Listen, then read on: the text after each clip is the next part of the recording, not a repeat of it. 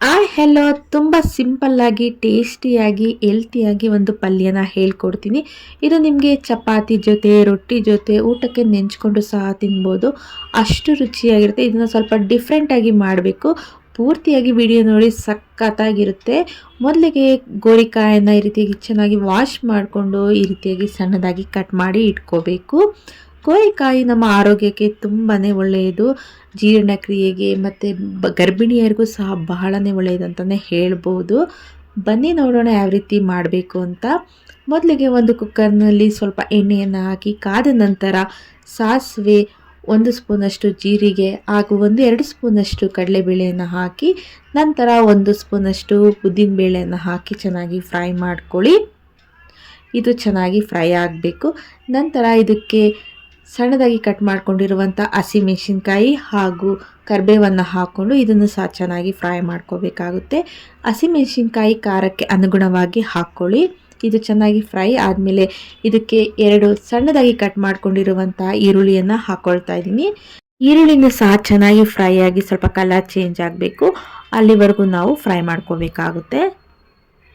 ನಂತರ ಇದಕ್ಕೆ ಸ್ವಲ್ಪ ಉಪ್ಪನ್ನು ಆ್ಯಡ್ ಮಾಡ್ಕೊಳ್ತಾ ಇದ್ದೀನಿ.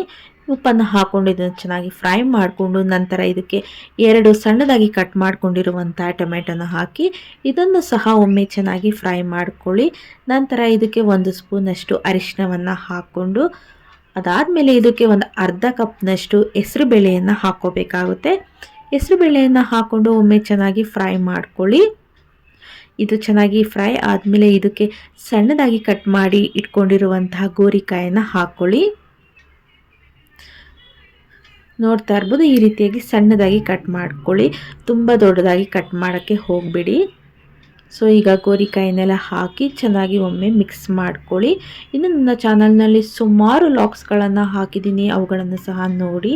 ನಂತರ ಇದಕ್ಕೆ 1 ಸ್ಪೂನಷ್ಟು ಧನಿಯಾ ಪೌಡರ್, 1 ಸ್ಪೂನಷ್ಟು ಖಾರದ ಪುಡಿ, ಒಂದು ಅರ್ಧ ಸ್ಪೂನಷ್ಟು ಗರಂ ಮಸಾಲ, 1 ಸ್ಪೂನಷ್ಟು ಕರಿಮೆಣಸಿನ ಪೌಡರ್, 1 ಸ್ಪೂನಷ್ಟು ಜೀರಿಗೆ ಪೌಡರ್ ಎಲ್ಲವನ್ನು ಹಾಕಿ ಒಮ್ಮೆ ಚೆನ್ನಾಗಿ ಮಿಕ್ಸ್ ಮಾಡ್ಕೋಬೇಕಾಗುತ್ತೆ.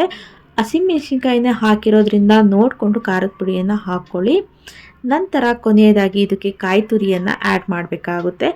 ನಾನಿಲ್ಲಿ ಒಣಕೊಬ್ಬರಿ ತುರಿಯನ್ನು ಹಾಕ್ಕೊಂಡಿದ್ದೀನಿ. ನಂತರ ಇದಕ್ಕೆ 1-2 ಸ್ಪೂನಷ್ಟು ಎಳ್ಳನ್ನು ಹಾಕ್ಕೊಂಡು ಒಮ್ಮೆ ಚೆನ್ನಾಗಿ ಮಿಕ್ಸ್ ಮಾಡ್ಕೊಳ್ಳಿ. ಇದು ಪೂರ್ತಿಯಾಗಿ ನೀಟಾಗಿ ಮಿಕ್ಸ್ ಆಗಬೇಕು. ನಂತರ ಇದಕ್ಕೆ ಸ್ವಲ್ಪ ನೀರನ್ನು ಆ್ಯಡ್ ಮಾಡ್ಕೊಳ್ಳಿ. ತುಂಬ ನೀರನ್ನು ಹಾಕೋಕ್ಕೆ ಹೋಗಬೇಡಿ. ನಂತರ ನೀರನ್ನು ಆ್ಯಡ್ ಆದಮೇಲೆ ಒಂದ್ಸರಿ ಉಪ್ಪು ಎಲ್ಲ ಕರೆಕ್ಟಾಗಿದೆಯಾ ನೋಡ್ಕೊಳ್ಳಿ. ಮತ್ತೆ ಬೇಕಾದರೆ ಸ್ವಲ್ಪ ಉಪ್ಪನ್ನು ಆ್ಯಡ್ ಮಾಡ್ಕೊಳ್ಳಿ. ಕೊನೆಯದಾಗಿ ಕಸೂರಿ ಮೇಥಿಯನ್ನು ಹಾಕ್ತಾಯಿದ್ದೀನಿ. ಇಲ್ಲಿ ಕೊತ್ತಂಬರಿ ಸೊಪ್ಪನ್ನು ಹಾಕಿಲ್ಲ. ಸೊ ಕಸೂರಿ ಮೇಥಿಯನ್ನು ಹಾಕಿದ ತಕ್ಷಣ ಒಮ್ಮೆ ಚೆನ್ನಾಗಿ ಮಿಕ್ಸ್ ಮಾಡ್ಕೊಳ್ಳಿ. ನನ್ನ ಚಾನಲ್ನಲ್ಲಿ ಸುಮಾರು ಕುಕ್ಕಿಂಗ್ ವಿಡಿಯೋಗಳನ್ನು ಅಪ್ಲೋಡ್ ಮಾಡಿದ್ದೀನಿ, ಅವುಗಳನ್ನು ಸಹ ನೋಡಿ ಹೇಗಿದೆ ಕಮೆಂಟ್ ಮೂಲಕ ತಿಳಿಸಿ. ನಂತರ ಲಿಡ್ಡನ್ನು ಕ್ಲೋಸ್ ಮಾಡಿ 2-3 ವಿಷಲ್ ಬರೋ ಥರ ಕುಕ್ ಮಾಡ್ಕೋಬೇಕಾಗುತ್ತೆ. ಈಗ ನೋಡ್ತಾ ಇರ್ಬೋದು, ಸಿಂಪಲ್ಲಾಗಿ ಹೆಲ್ತಿಯಾಗಿ ಟೇಸ್ಟಿಯಾದಂತಹ ಗೋರಿಕಾಯಿ ಪಲ್ಯ ಸಿದ್ಧ ಆಗಿದೆ. ಇದನ್ನು ನಾನು ಚಪಾತಿ ಜೊತೆಗೆ ಸರ್ವ್ ಮಾಡ್ತಾ ಇದ್ದೀನಿ. ಈ ವಿಡಿಯೋ ಇಷ್ಟ ಆಗಿದೆ ಅಂತ ಅಂದ್ಕೊತೀನಿ. ಇಷ್ಟ ಆದರೆ ಲೈಕ್ ಮಾಡಿ, ಶೇರ್ ಮಾಡಿ, ಕಮೆಂಟ್ ಮಾಡಿ. ಬಾಯ್.